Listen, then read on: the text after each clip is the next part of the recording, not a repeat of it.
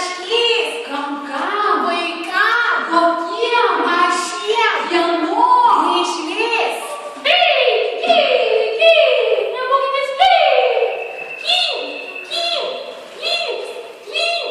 Kas mane patyrys? Kiaušinėlius dėsiu, vaikelius perėsiu. Kiaušinėliai taškuoti, vaikeliai kvaduoti.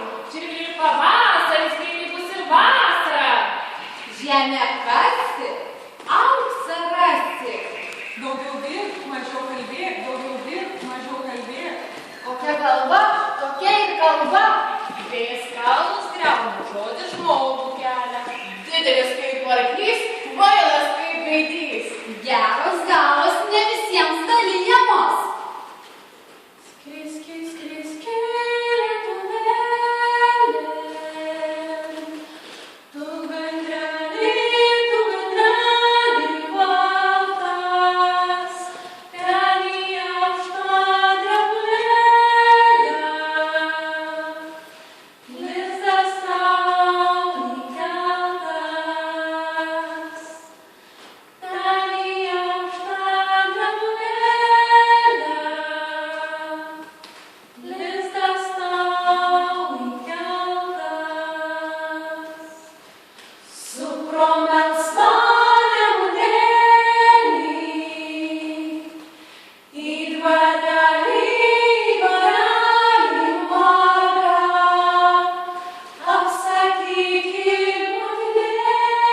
motinėlei, mano juodą vargą. Atsakyk motinėlei, mano juodą vargą. Mes plunksnelę gromatėlę, aš sugrįšiu, tegu laukia, geriau būsiu akmenėliu. Bet savoj palaukėj, būsiu pilku akmenėliu. Bet savoj palaukėj, skriski, lietuvėlė, tu gandrelį baltas, ten į aukštą drebulėlę, lizdas tau įkeltas, ten į aukštą drebulėlę, lizdas tau įkeltas.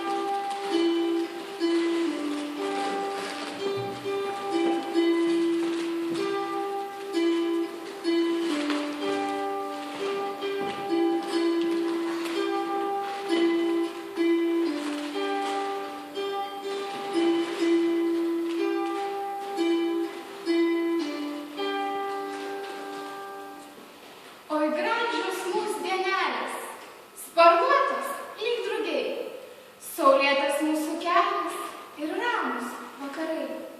Pilna širdis dar juoko ir akis vien giedros, dar lūpos neišmoko piktos žiaurios kalbos.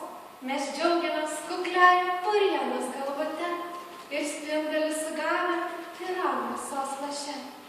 Sapnai lyg sniego pusnis, paskęs jose gali, ak neskubėk vaikystė, šventa tu ir žavi.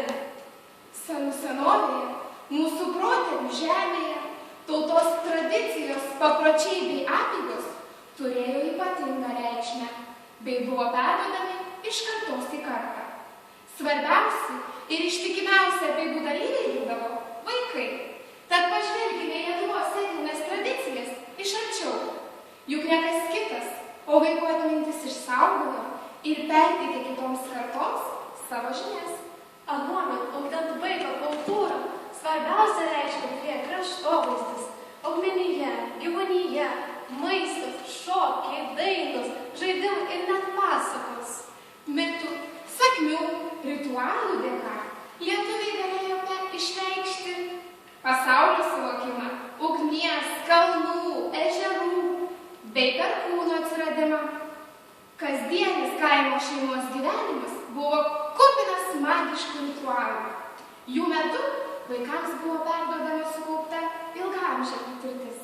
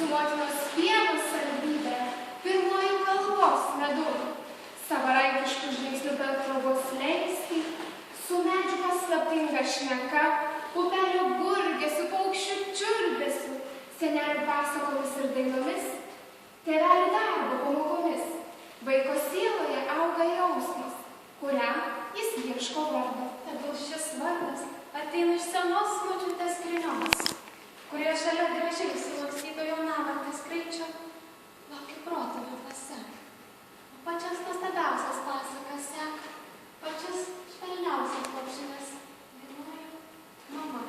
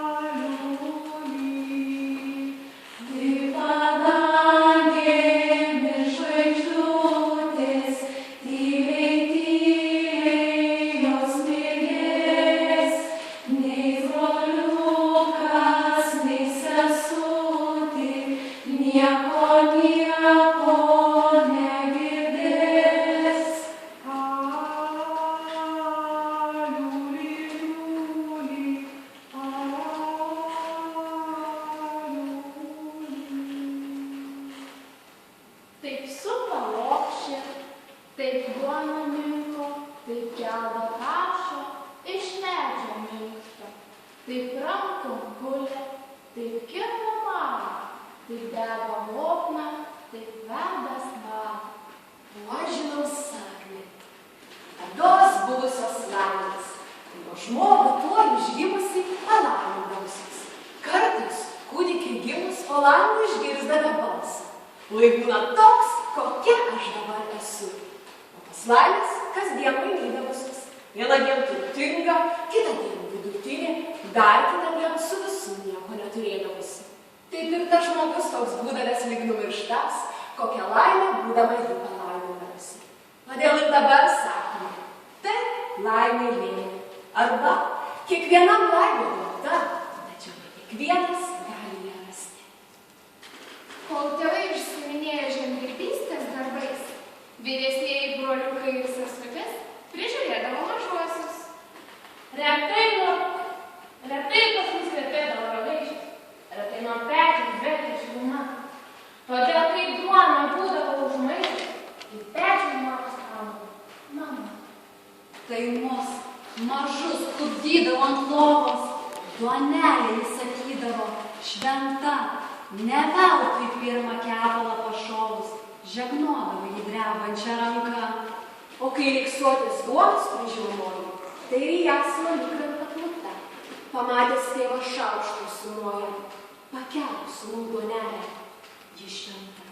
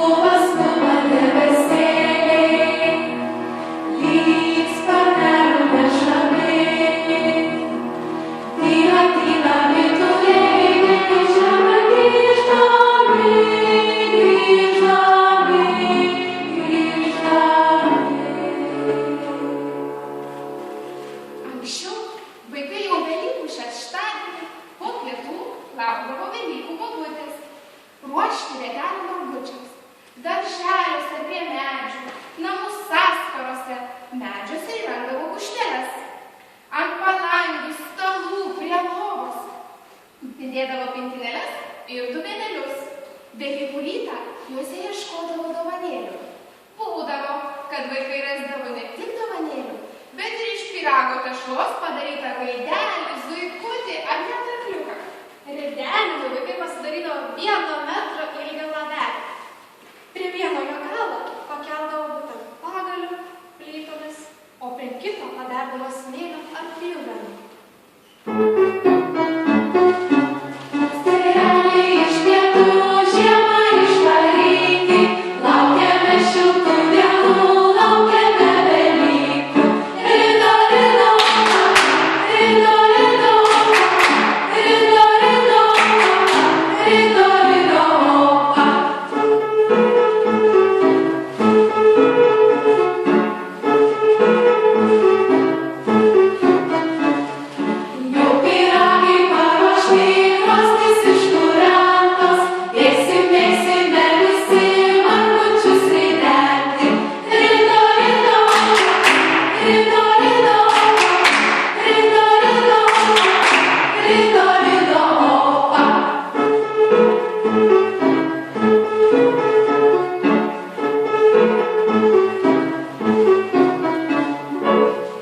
Jurgelis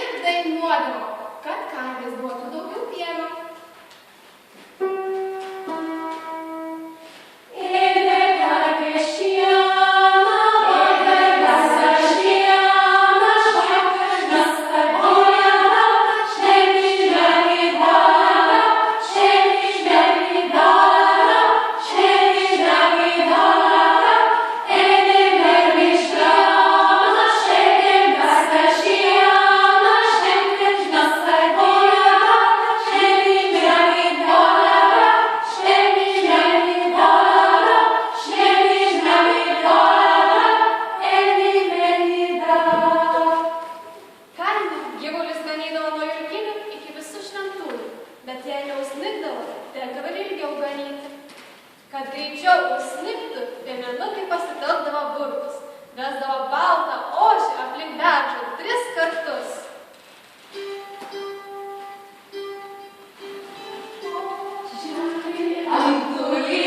Šokti, vai parodyk oželį, kaip berneliai šoka. O tai šitaip, tai va šitaip, tai berneliai šoka. O tai šitaip, tai va šitaip, tai berneliai šoka. Vai parodyk oželį, kaip mergelė šoka. Vai parodyk oželį, kaip mergelė šoka. O tai šitaip, tai va šitaip, taip mergelė šoka. O tai šitaip, tai va šitaip, taip mergelė šoka.